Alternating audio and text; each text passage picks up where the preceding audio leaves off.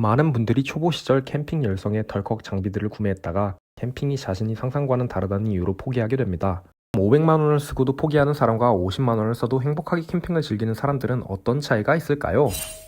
그건 바로 장비에 대한 공부입니다. 캠핑은 텐트만 하더라도 백패킹, 알파인, 싱글월, 더블월, 돔텐트, 오토캠프, 쉘터, 리빙쉘, 터널, 어넥스 등 너무 많은 종류가 있는데요.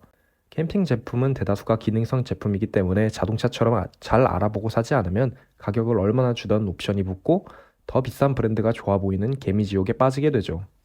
이 영상으로 여러분이 캠핑 스타일에 맞게 초보가 꼭 알아두셔야 할 텐트 기본 상식을 모두 꿰뚫을 겁니다. 마지막엔 모든 종류의 텐트에 통하는 텐트 고르는 꿀팁을 알려드리니 꼭 알아두세요. 먼저 여러분이 어떤 스타일의 캠핑을 원하는지 알아야 합니다. 캠핑의 종류는 크게 세 가지로 나눌 수 있습니다. 백패킹, 오토캠핑, 노지캠핑. 백패킹은 등산 자연을 즐기며 주로 야영을 하는 목적으로 가는 캠핑이기 때문에 장비 무게가 가볍고 부피가 작은 것이 좋습니다. 오토캠핑은 사람들이 흔히 상상하는 캠핑장에서 직접 텐트를 치고 친구, 연인, 가족과 함께 고기 파티를 하고 물놀이도 하게 해주는 것을 오토캠핑이라고 합니다. 노지캠핑은 백패킹과 비슷하지만 등산과 여행이 목적이 아닌 야외에서의 숙박, 자는 것만을 목적으로 가는 캠핑입니다. 이 중 노지 캠핑은 불법적인 경우가 많고 후처리가 어렵다 등의 이유로 추천드리지 않습니다. 그럼 나머지 캠핑 종류에 맞는 텐트들이 어떤 것이 있는지 알아봅시다. 백패킹용 텐트. 백패킹용 텐트, 알파인 텐트라고도 불리는 이 텐트의 특징은 가볍고 수납 부피가 작고 설치가 간편하며 거의 잠만 자는 용도로만 사용합니다. 베리에이션으로는 해먹 텐트, 비빅 텐트 등이 있죠. 경량화를 위해서 비싼 소재를 사용하다 보니 아무래도 큰 텐트들보다는 가성비는 좋지 않습니다. 내구성과 차광이 약하고 좁고 천장이 낮아 난방이 어렵다는 단점이 있습니다. 캠프파이어, 고기 구워 먹기 등 이벤트 없이 캠핑을 혼자만 즐길 것이라면 백패킹용 텐트를 강력히 추천드립니다. 만약 친구나 다른 사람들까지 같이 즐길 텐트를 원하신다면 꼭 다른 텐트를 구비하세요. 오토캠핑용 텐트. 오토캠핑은 보통 사람들이 생각하는 캠핑이라 말씀드렸죠?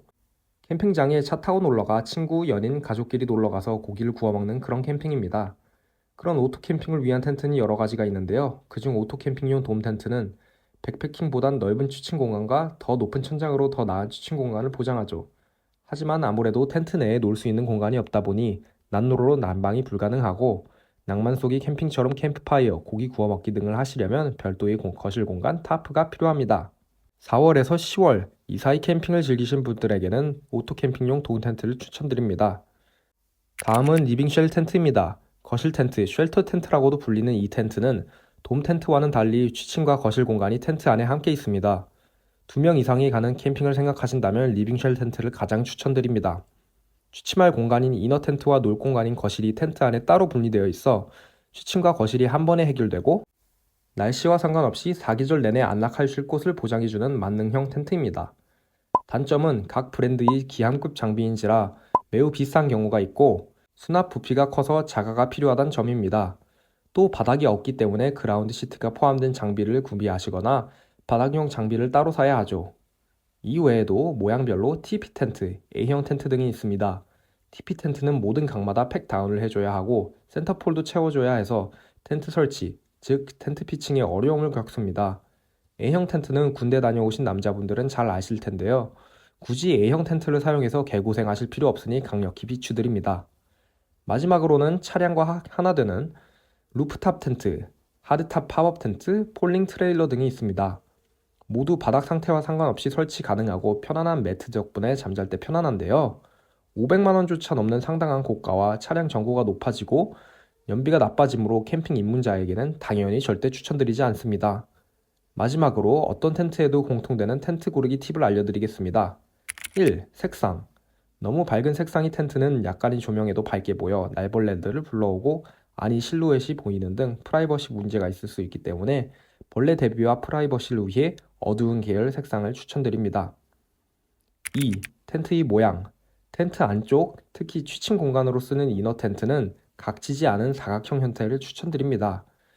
이너 텐트가 각지게 되면 안쪽 공간이 죽게 되어 체감 공간이 줄어들 수 있기 때문입니다. 3. 텐트의 크기.